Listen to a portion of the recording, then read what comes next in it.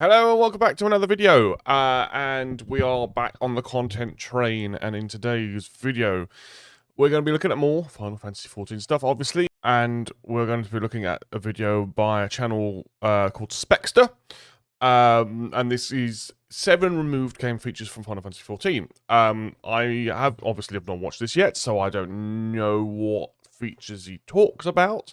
I think I am familiar with maybe a couple of things that have been removed, and from when I played the game, obviously I didn't start fully playing the game until a year ago or so, 2 years ago, I can't even remember. But I did originally play the game on the PlayStation 4 back in about 2015, but before any expansions came out. So I do remember the old A Realm Reborn version of this game somewhat. So let's see if it can jog my memory in any way.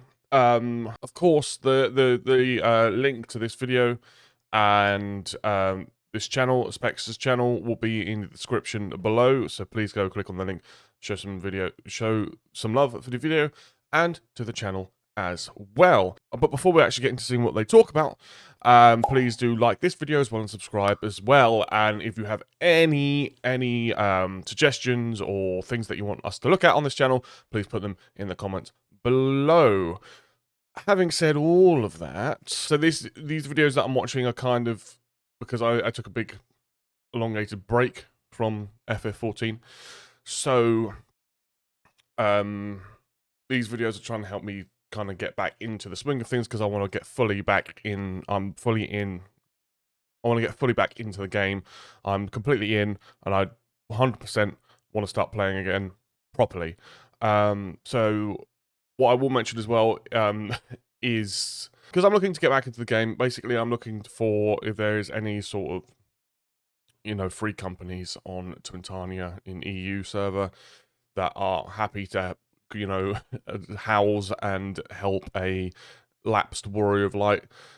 Please let me know in the comments, or you can DM or on the Discord or whatever, because I would absolutely love to get involved. Having said all of that, we can finally move on and get into the video. So, 7 removed game features from Final Fantasy XIV by Spexter in 3, 2, 1.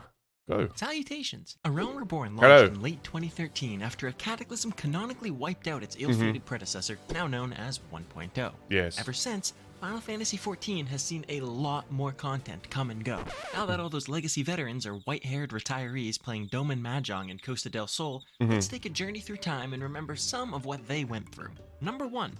Patron deities being useful-ish. When you first make your character, you're given a True, yeah.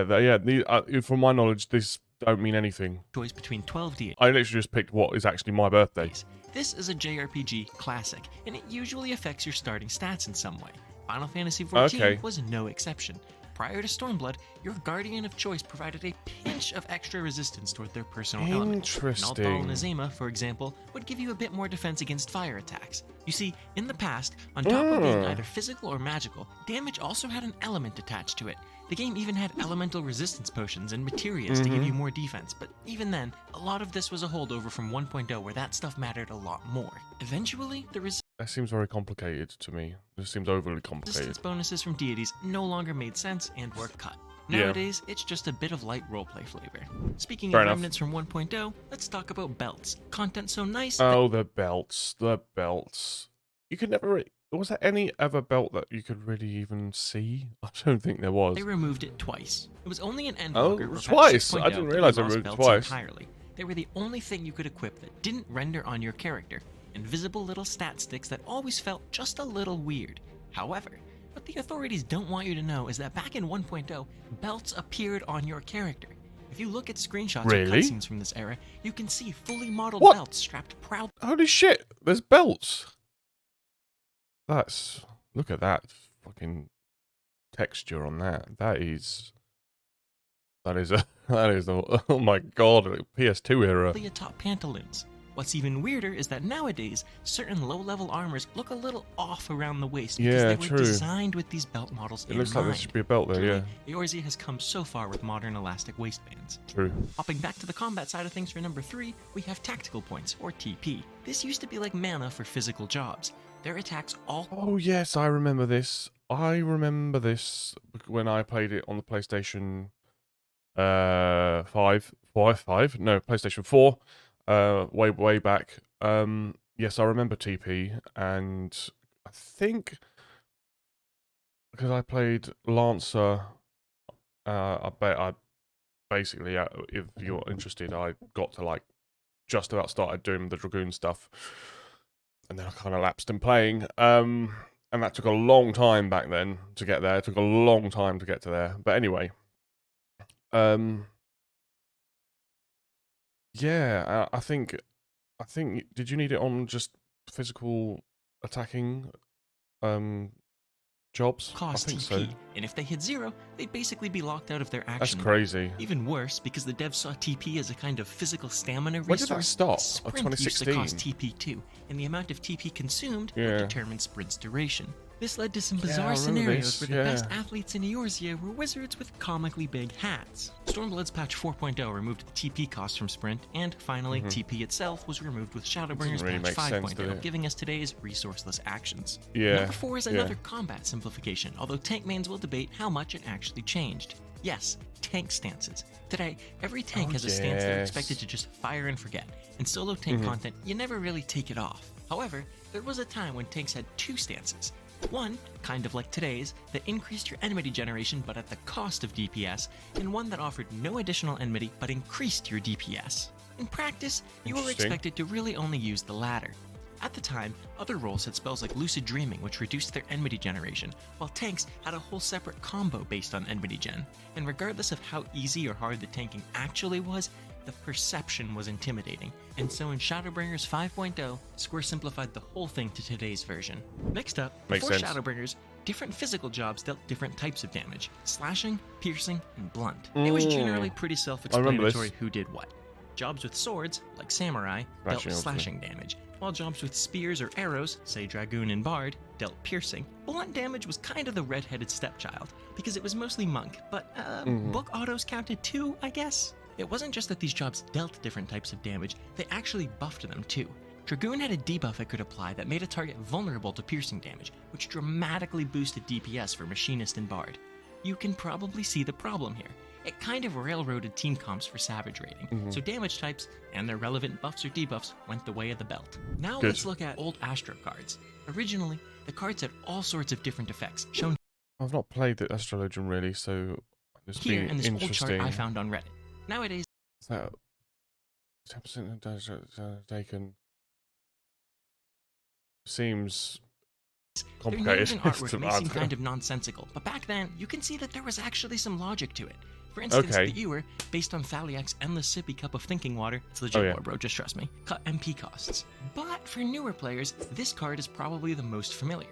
Not only is the largest library of community game knowledge named after it, its effect was basically nerfed and copy-pasted over to every other card. The balance. That's because while all of these effects are cool, you were pretty much pressured into fishing for the balance as often as you could draw it. I It see. just stands head and shoulders above its peers. As we just talked about Astro's tarot cards, it's fitting that this last one will help us scry the future too. The slew of recent job reworks, notably Machinist, Monk, and Summoner. Those jobs today are pretty much skinwalkers creeping around in the corpses of their predecessors. Endwalker Summoner essentially has nothing in common with the rigid, pet-oriented, dot-spreading, Affliction Warlock lookalike that it used to be, and I kind of doubt it'll be the last rework of its kind. Square has shown a commitment over the past 2 X-Packs to simplification and homogenization. People who play Summoner, because obviously there was a big rework for Endwalker. Like, what is... Because when I saw the rework footage, when they released it about a year ago, I thought it looked amazing. I thought, you know, using the primals as, you know, your summon, what you summon, made it look incredible. Made me want to play the job, and I did start leveling one. But so, what people who play them? What did you prefer? Do you prefer the Endwalker one, or do you think there was more, you know, gameplay identity in what was there before? I don't know. It'll be interesting to hear. The game we play today is almost as different from 2.0 as 2.0 was from 1.0. Curious to hear your thoughts and opinions, and as always, if you do not subscribe, there will be consequences. Salutations! Oops. Yep, so go like this video and subscribe to it, please. Links in the top of the description below this video.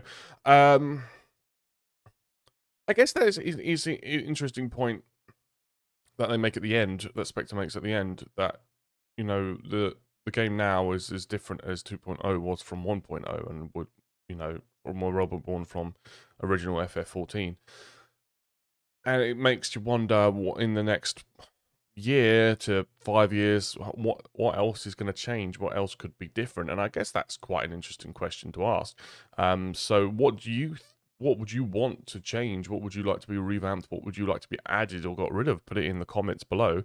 I'd be interested to do that, and maybe I could make a video on that as well. So please do put those suggestions down below. For me, the only things that I would like altered are the things that I've spoken about before that I can think of off the top of my head right now, which is, you know, maybe removing the need for glamour prisms because they've got a glamour system that's similar to transmog, but we know that's going to be very, very difficult to do.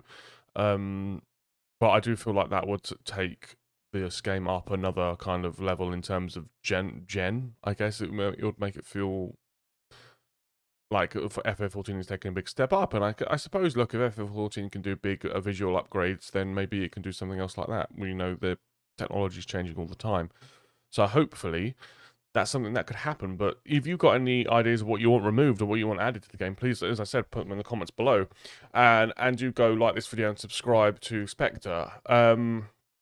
I guess I'll leave that there, and I'll leave that question with you. Thank you all for watching this video. Please do like the video if you enjoyed it, and I look forward to seeing you in the next one. Thank you very much, and bye-bye.